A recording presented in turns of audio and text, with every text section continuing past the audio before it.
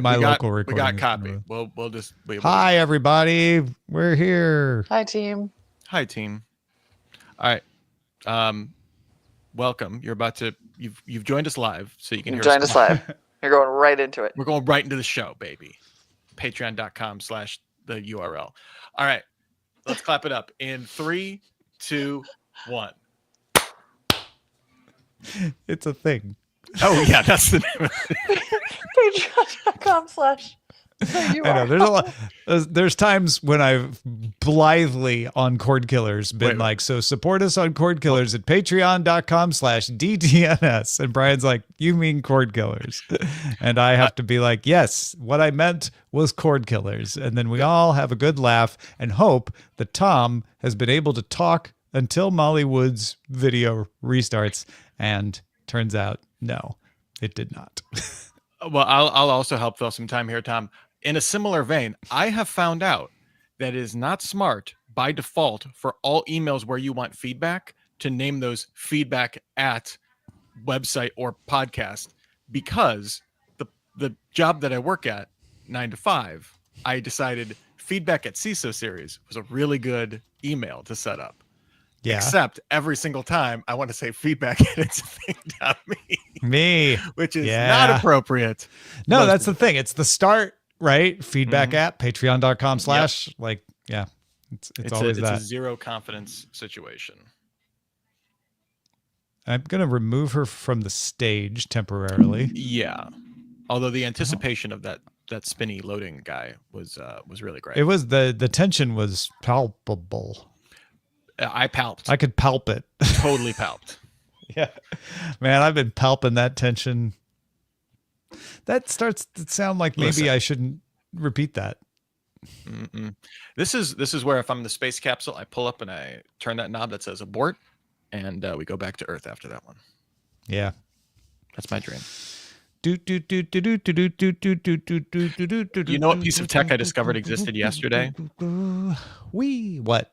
Stump grinding robot is the most amazing thing I have ever seen. Wait, how much? Well, I paid $8,000 for it to visit my house because I cut down my tree. This is not a product you saw being marketed. This is a thing that the people who I watched someone remote control a stump grinder, and it was the coolest thing I've ever seen. Watching something cut through like solid oak, like it's cake, is very remarkable. That is amazing. Yes. It's just basically a big grindy blade, and it just goes back and forth. Molly said that her internet blipped out and then Firefox crashed entirely. So she will return. Well, I can't 2026. I can't get Arc to run on my Mac anymore. So why? The old Arc or the new one? Or the Dia, I guess, is the new one. I'm using Dia as a replacement, which sucks, and I hate it. So you're trying to run old Arc. I'm trying to run old Arc, but I keep getting a memory corruption error, and I've tried updating everything, restarting, reinstalling. Have you tried purging your Politburo? You know what? I haven't tried that, but liquidation is always an option.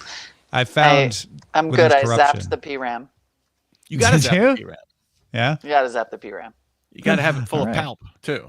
Yeah. When you zap the good. PRAM. Okay. Yeah, I don't even know if that was an internet thing or just what that was. Freaked the hell out, but it Kernel panic. Frozen general fault. All right. Anyway, we should probably clap again then. Yeah, I guess so. Molly will have another. Yeah. I mean, that broke it. Yeah, we should. 3, 2, 1. And here's the music in 3, 2. Give it to me. Hey everyone, I'm Molly Wood. And I'm Tom Merritt. Welcome to It's a Thing, the weekly podcast supported by you, dear listeners, which is all about, it's a really simple premise here, things that are things. Yeah. It's just like a thing. Ever looked at something and said, I think that's a thing? This is the place to confirm it. Yeah. Yep. I even think that we can go ahead and take credit for just the initial "it's a thing" thing. Yeah, absolutely. For those of you who are new here, the show was born out of a Twitter feed that I created in 2010 called "It's a Thing." I think 2010, something like that. Anyway, We've been at this. You can trust us. Trust with what we are the about to say. process. Trust the I'm process. really excited about my things today and yours, actually. I know this is, as usual, I'm looking at our lineup like I love this freaking show. I came in, I'll be honest, I'm like, I don't know if I have any things this week. And then I had one that I'd forgotten I'd put on my reminders. And then as I was putting another one in, I'm like, this one works. I noticed one. It like Dude. at that moment where it was one of those ones where I was like, oh wait, this is one of those ones everybody's talking about so much that I didn't realize it was a thing, but it's a thing. So there you go. Is this your line 14? By the way, I just changed my microphone, audience. So if you're wondering why I now sound good, as opposed to before when I did not sound good, that's what happened. If you're only listening to the audio, Molly was crawling down a tunnel.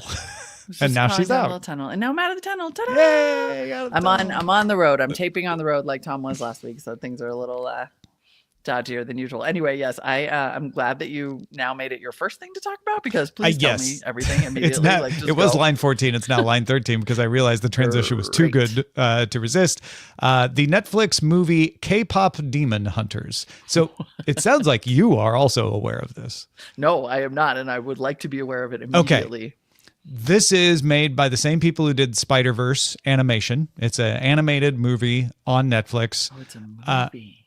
Everyone in the K-pop community was like excited, like, oh, this is cool. The group Twice is involved in the soundtrack, and it's about all the K-pop world. Eileen and I watch it, and we're like, oh, this is really fun. It's like kind of kids-oriented, somewhat of a predictable story, but there's some cool little references in there. If you're in the community, like, oh yeah, that's funny, that totally happens. Oh, that's referring to that one thing that happened that one time, kind of thing. And we thought, okay, that's great.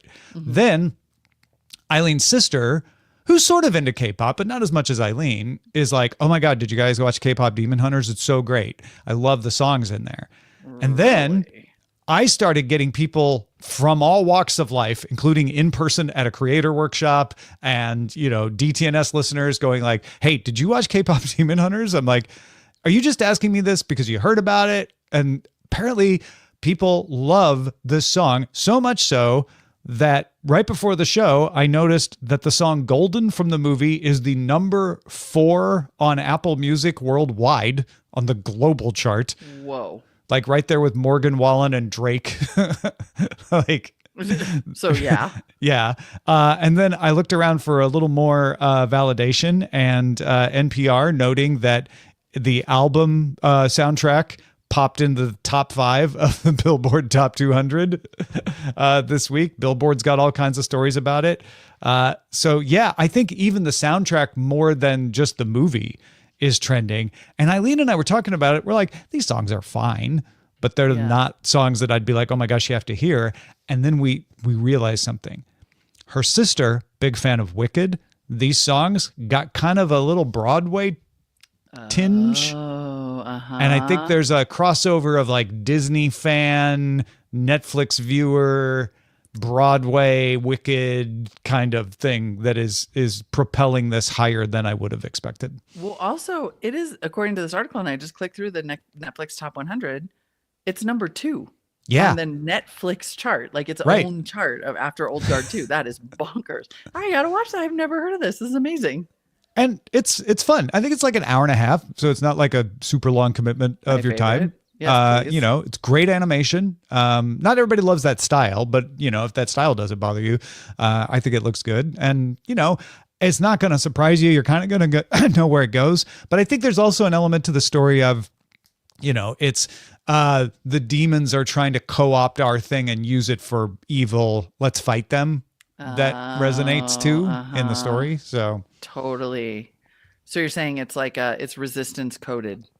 It's resistance coded. Exactly. I also rearranged my items because sometimes the segue is just so good. Yeah, you can't. Yeah, you can't not. That you can't not. So my first thing today is things being coded. And this is it's a thing that's been around for a long time, like not a super long time, but maybe I think when I first looked it up on Know Your Meme, it seems to have originated in kind of 2021, 22. And at that time, it was specifically like related to conversations about Steven Universe, the show and Really? how things on that show were race coded. Uh-huh. So it was like, oh, this character is, Asian coded or black coded because of the way they sort of like Yeah. appear and talk or whatever, even though it's not overt. And so as is the process of a thing becoming a thing, it is made its way out into larger vocab, and now every damn thing is coded. Like everything in pop culture is coded. So like there's a post from 2024. It's actually insane how Barbie coded Sabrina Carpenter is. Or I heard on the Pivot podcast, Kara Swisher talking about how Old Guard 2 is super lesbian coded, even though it's not overt, right? And like a compilation of clips from Keanu Reeves movies has TikTok calling him so baby girl coded. Honestly, I don't even know what that means. That's a whole other episode waiting to happen right there. Yeah, exactly. I'm like, wait, what? And Rockstar Girlfriend coded. Like apparently you don't even have to have broad buckets here. It could be as specific as you want. You could literally be like, oh my God, this outfit is so me coded. Yeah. I love this one. I'm so glad you brought it because it's one of those times when you realize that the water is what you're swimming in. You know what I mean? Like I'm like, oh yeah, I use this and didn't realize it had become a thing.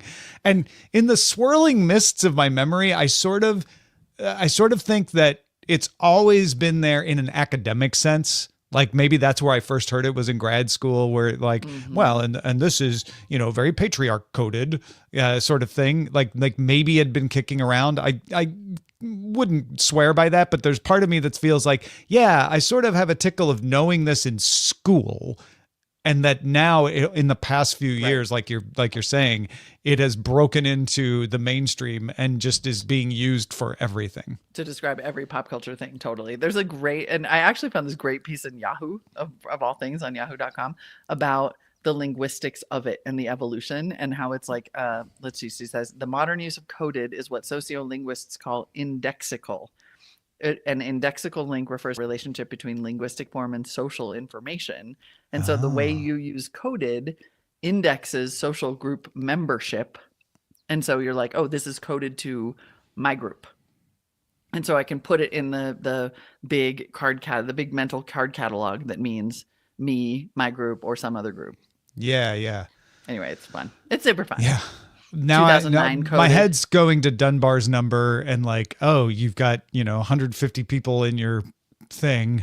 And then you code that to the buckets and the things. I'm sure there's connections there. Yes. For example, all of my ish right now is menopause coded. Right. Yeah. Well, and since you brought that to the show, it's a little bit Bader Meinhof, I know, but like everyone around me talks about it. The other day, Veronica Belmont and I were doing a Sword and Laser, and she was trying to remember something, and she immediately went like, man, the premenopause is real.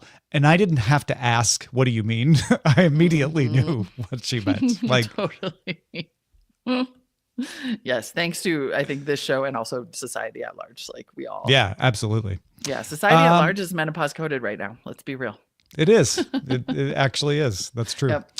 I want to tell my next thing the way I discovered it, which is out to dinner with our millennial aged, young millennial, but millennial aged cousins.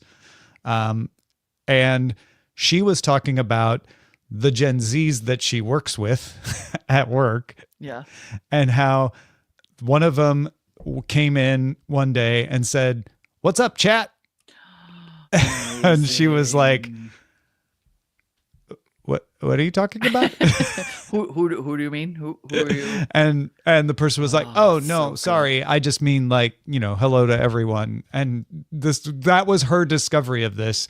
And I did a little poking around, and yeah, apparently that is a thing you'd say in real life to people, not just in the group chat. Which, I mean, this is like making me wonder if we officially brought the group chat to this show as a thing. Oh, right. Yeah, because group chat is definitely a thing. We've talked about it so many times, but it's one of those that I can't remember if we dubbed it. I don't know if we officially. actually, right, exactly. I don't know if we Yeah, yeah. actually anointed it, which means now we have to go back in time, in this exact moment and be like, hey, by the way, the reason that WhatsApp chat in real life is a thing is because apparently people only communicate in group chats. But just even referencing the group chat, like talking about how much you hate it, talking about the 9 that you're in, the names that you've given them, like is On the all such a behaviors, thing. like, the problem with them in group chat is they always blah, blah, blah. Right. Yeah. Totally. Why do you There's always that leave me one on person in red? my group chat. Oh. You always leave me on red. I mean, I think we talked about this a little when Rich talked about using passive aggressively using a like or a thumbs up or whatever to like re-up one of the messages. Yeah. But a thing that we have talked about, in fact, the women on this trip that I am on right now have talked about is that you'll be in the car and you'll get like 73 message notifications, but it's all just because people are dropping hearts. Like they're getting caught up at the end of the day and they're liking things. God help us, the group chat. Okay, but anyway, so that is how, that's the etymology. That leads us to, what's up, chat? In IRL, that is To so say hello to delightful. people in a room, for example. I mean, I kind of love that, honestly. I'm going to start doing that. That's delightful. And Yeah. really funny. And I think as a Gen Xer, it made me feel wonderful to watch my millennial cousin grapple Be like, what? with like, wait, I don't know that. It's wild. Oh my goodness. All right, my final thing today is an IRL thing. It is not a language usage or something from social media or a show, but we're gonna have fun with it. Evidently, a new sleep hack is people taping their mouths shut while they're sleeping At night. At night, while they are asleep, they tape their mouths shut. Okay, so please explain how this works, because I'm imagining duct tape, which would be a really bad idea. No, I've mostly seen it with medical tape, like that kind of waffled medical tape. Okay. And yeah. I've seen people like my friend who I'm traveling with, her husband. So I first heard about it from this friend who I'm traveling with because she was like, oh yeah, my husband's doing this mouth taping thing. And I was like, what? And she's like, oh yeah, people say that it helps you sleep better and like it avoids dry mouth and like it, keeps you from, I don't know, grinding or just various things. And I'm like, you are holding your finger up vertically. So it's like from nose to chin. Nose to chin. Okay. But then when I realized it was a thing is when I was watching a TikTok about Love Island, like I do all the time now. And everyone a lady does. Yeah. I know, because apparently the thing with TikTok is to pretend that is to just wake up and make a TikTok. But so this lady is filming like a reaction TikTok to either Love Island or like a book, and sits up and peels this tape horizontally off of her mouth. Horizontal. Wow. Because she has just woken up and then starts talking. And I'm like, oh my God, the mouth taping is a thing. So I've seen it's usually like, but again, like medical tape, I've seen people do the vertical, I think if they want to actually be able to breathe around it. And then I've even seen the occasional video of people taping across there and of course now I'm going to have to say this to my real life group chat later, because when I looked it up, I found that there isn't, like, the idea is that it can lead to better airflow, less snoring, and less dry mouth.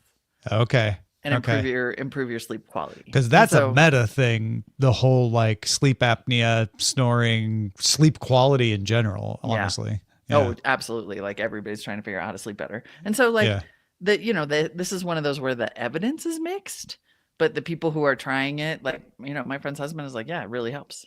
I mean, here's the thing. Whether something you do is effective or not, in reality, often doing something helps.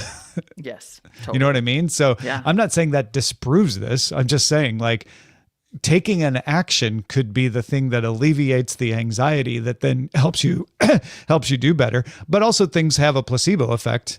Even things that are effective have a placebo effect. There's something about taking action that helps. So it's hard to tell, but honestly, I don't care if it helps. If you're doing that and it has no other negative consequences, which can't imagine it would, given that it's not duct tape, and it makes, and you wake up and you're like, I feel like I slept better, then great, keep doing it. Right. And you can breathe around it, then keep doing it. But yeah, like, trust me, this is a lot of people going to keep doing it. Like, it is definitely. It sounds horrible when I read it on the page. Taping your mouth shut when sleeping sounds like something someone would do to try to kill you. Yes. It really, really does. And I actually was going to try it last night because there's some of Yeah. that tape here, but I couldn't find scissors. And I'm still a little congested from whatever miserable thing I had. And I was just like, Sure. oh, it seems like it would make me feel. But I might try it tonight Yeah. and just see, like, I don't Report know. back. Yeah. Let us know, like, I definitely firsthand. will. And I'll make Yeah. a little video of myself putting the tape on. I mean, we could go down a whole rabbit hole of what's causing people to be desperate about finding ways to sleep better too. But I think that's a Yeah. song for another day. Exactly. But one of those things is menopause. So, Well, I think also just general anxiety about everything. I think right? so. Like people can't sleep because everything's on fire. And honestly, having technology at the ready that we haven't as a society learned how to deal with, like we had to learn to deal with overabundance of everything. This is overabundance of information. I think really, yeah. So impacts that. 100% true. 100%. All right. Thing of the week here. This is kind of open. We're open for lobbying here. We are. I would have argued for K-pop Demon Hunters if you had heard of it, but it hadn't penetrated your bubble, so I'm not sure if that deserves it. But it is kind of everywhere. But it's number 2 on the Netflix chart. Right? Like And number 4 on Apple Music Global chart. I mean, I feel like of the week, Number suggests 5 this on has to be. Billboard. Yeah. Yeah. You This think? is what's so funny that you said that, because I was going to be like, actually, kind of amazingly, despite having 4 really great things this week, K-pop Demon Hunters, just for sheer timeliness, feels like it is no-brainer of to me. the week too. It is Yeah. of the week. What's Up Chat might have been around for a while. I don't even know, honestly. Well, and Taping Your Mouth has been Taping Your around Mouth's for a while pretty too. new. It's just like, Oh, big- really? Oh, okay. Well, I mean, like a year or two. Yeah, It's yeah. been All bubbling, right. Well, but we go with K-pop I love Demon it. Hunters then. Let's All do right. it. Awesome. Plus, what's more fun than saying that over and over and over? K-pop Demon Hunters. Go listen to the songs too. There's one called Soda Pop. Soda Pop is the like cheesiest, bubbliest, like what people think of K-pop, but Really? it's really catchy, and it's the song the demons make to try to take over the music industry. Oh my God, that is hilarious. Okay. Yep. Amazing. I will. I'm going to subject everyone to it. All right. Time for your things. Feedback at it'sathing.me is where you can email us with the things that you have spotted in the wild, or sometimes just to ask us, ask an expert if you think a thing is a thing. Professor Art from the Philippines has a vehicle thing. Hello, Rich, Tom, Molly. This is something I've been thinking about since a couple months back, but I always felt like, no, not yet. Needs more validation. Now, says Professor Art, it is being validated in spades. I'm talking about minivans. They're back. As a card-carrying Gen Xer, I'm old enough to remember when Chrysler first introduced the minivan back in the 80s, it becoming super popular and leading to the rise of Lee Iacocca. Gen Zers be like, Lee who? Before minivans eventually died in favor of SUVs. But now, minivans are back. Sales are exploding with models like the Toyota Sienna and the Kia Carnival seeing unprecedented sales growth. As a happy owner of a 10-year-old Kia Carnival myself, I got to say this is the most useful car I've ever had with its full flat seats and roomy interior. I was able to transport a 10-seater dining table in it, including all 10 chairs. That's when I said, gee, if only more people knew how useful a minivan is, and here we are. Let me Minivans. spread the good word. Let me spread the good word. I mean, minivans are so funny because, first of all, I got to see if this is a thing. They are the right tool for the job for so many, many, many jobs, but I've never been able to bring myself to do it. What's funny is Rich they Struffolino, our are producer, responded to Professor Art directly saying, I have been trying to get my wife to agree to let us buy a minivan for the several years now. They're freaking amazing. Like they're the Yeah. exact right height. Like you just barely bend your knees and you're sitting. The doors both slide open, usually automatically on either side. Like you could put dogs in there. You could put a family of 11. They're pretty incredible. Yeah. All I will say on But I the don't know if side they're of back. We'll see. confirmation is that the same guy who bought a Sprinter van for his bike repair company down the street also bought a minivan for carrying his family around. Really? Yeah. That's pretty hip. So there might be a Sprinter van to minivan pipeline going on there. Maybe. That's so interesting. Mm-hmm. Van life. A different kind of van life. Technomensch has a video thing, said, okay, this is definitely a trend on Reels. First, someone shows up on screen, tells us that some family member or significant other is about to show us something and we better listen up. Anyone else seen this and can verify? So that's the thing is like you have a like, hey, my brother's going to tell you, you better listen up. Then it goes to the brother and he tells you the thing. You better be nice. Okay, I'm watching one of the examples where it's basically like this girl's like, my dad's going to show you this thing and you better say it's cool. Come on, dad. Yeah, He comes okay. over and says, this is part of my Rocky and Bullwinkle collection. And she's eyeballing us nastily over his shoulder, being like, you better be nice to my dad. This is cute as hell. I've never seen this before, but if it's a thing, I like it. Yeah, we'll throw it out there too for confirmation. If other people have seen this, let us know feedback at itsthing.me. Yeah.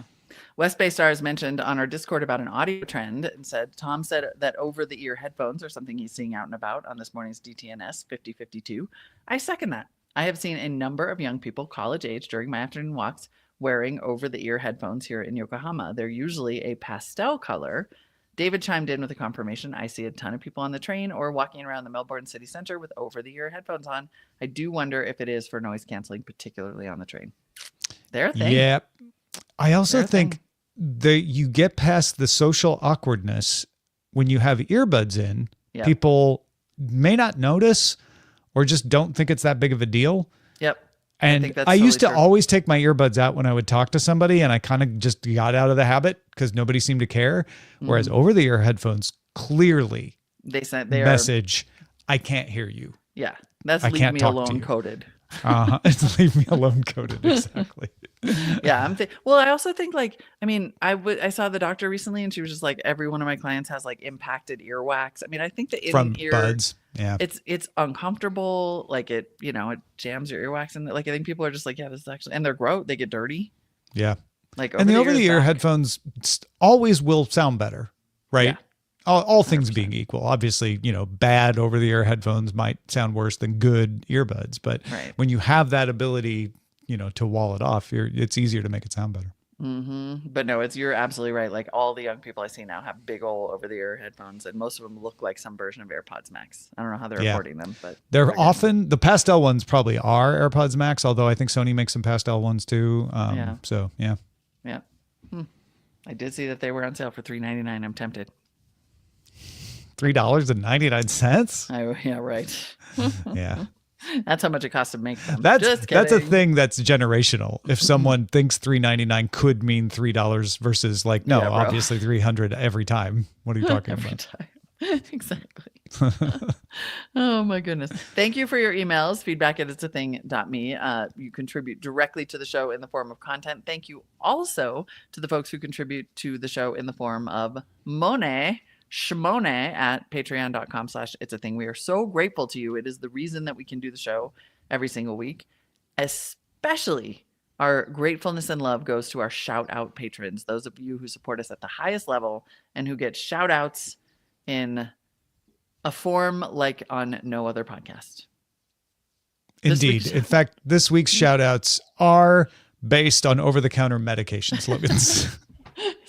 So simultaneously, like, we love you and sorry in advance. For example, Dom, nothing is proven stronger or longer lasting. That's right. That ain't bad. Good for you, Dom. Right. Nailed it. Dom is like new. So, we're being nice to them. Brian John Porcaro, when pain calls for something stronger. Not bad. Yeah, crush that pain, Brian. Yeah, that's cool. Morris Jones, recommended by Dr. Mom. Oh, that's kind of sweet. See, that's nice. Benjamin Forrest, plop, plop, fizz, fizz. Oh, what a relief it is. Okay, Benjamin's a longtime patron, so maybe he can handle that. You handle it, yeah. Or this one, AJ Venturella, don't suffer in silence. Don't suffer in silence. Just tell people if AJ's driving you crazy. Lee Price, take it and sleep. Eric Duncan, clear days ahead. Look, things are looking up, Eric. Just look it up. Jake Woods, when blocked is not an option. Oh man. S-Dub we Texas. Love you so much. Wait for this one. S-Dub Texas. It tastes awful and it works. Oh dear. Lara Abel, fast, safe pain relief. Just makes you feel better.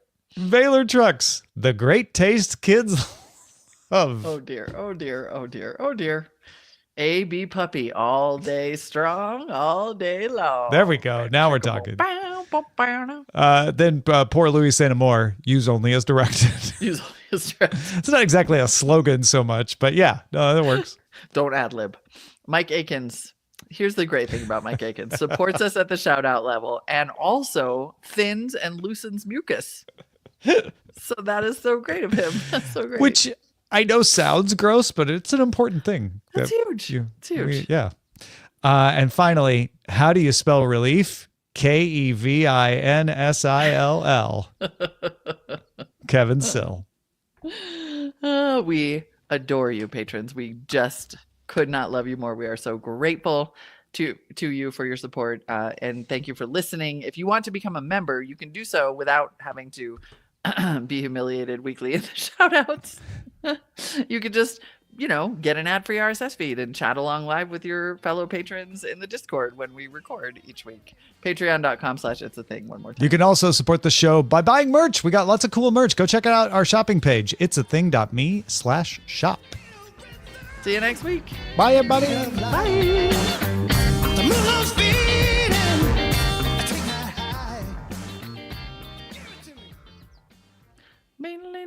Are you saying thins and loosens mucus is somehow derogatory of our? No, we're saying someone might incorrectly think that, and we're like saying, no, this is an important thing. Mm-hmm. Yeah, they would be wrong. Yeah, that's great. We're also saying that Jake Woods helps you poop. So I mean, we're also saying SDM Texas tastes awful, thing. but works. It's awful. I mean, who can't? We say but AB Puppy should go away feeling great. Yeah. No, and Dom AB could too. go all day. AB Puppy great. and Dom leading the pack right. there. That's right. Hey, I mean, listen, Morris Jones got the mom factor. The mom factor. You know. Yeah. Depending on the mom. Yeah. I'm not sure what I'd make of Benjamin Forrest, honestly, if I were walking him. away. Oh, the plot, plot, fizz, fizz. Oh yeah, that one. This. Just don't know. Oh god, I'm just saying it's beautiful. It's beautiful content. It's beautiful. It is. It's gorgeous. That's what I'm updating my LinkedIn. Beautiful content. Beautiful content creator, Rich Truffaut.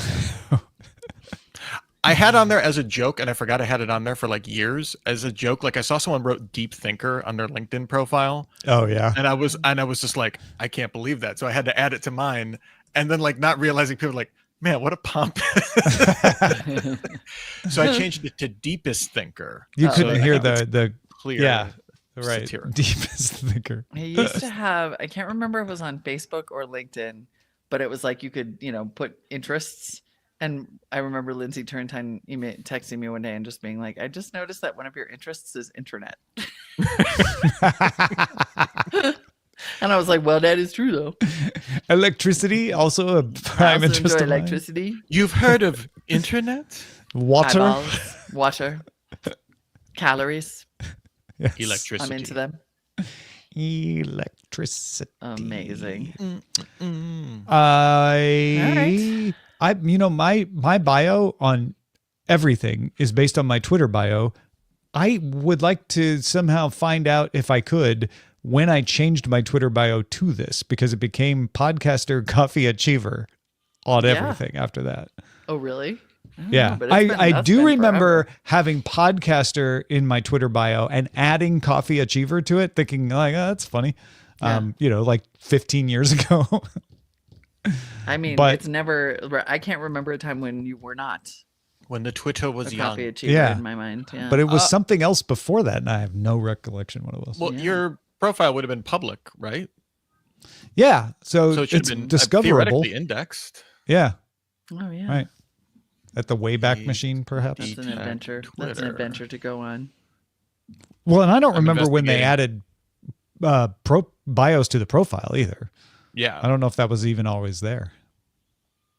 Man. Did you guys watch that documentary about Twitter? No, I tend not to like to watch documentaries because I don't know which ones are good.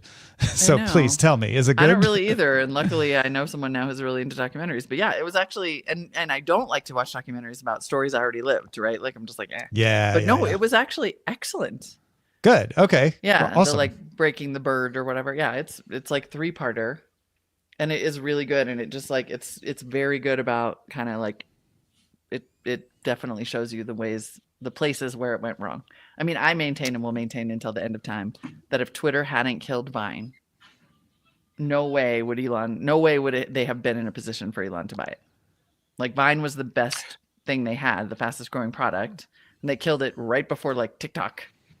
Yeah, or Why? stories was- and kind of Right. became a thing. Yeah. Yeah, exactly.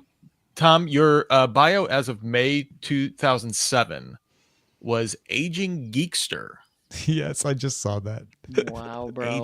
Also, wow, Scriptapalooza, 2 top 5s and 2 quick tips. You misspelled quick this afternoon. My brain hurts, and now it's time to tape a GPS segment with NBC San Diego.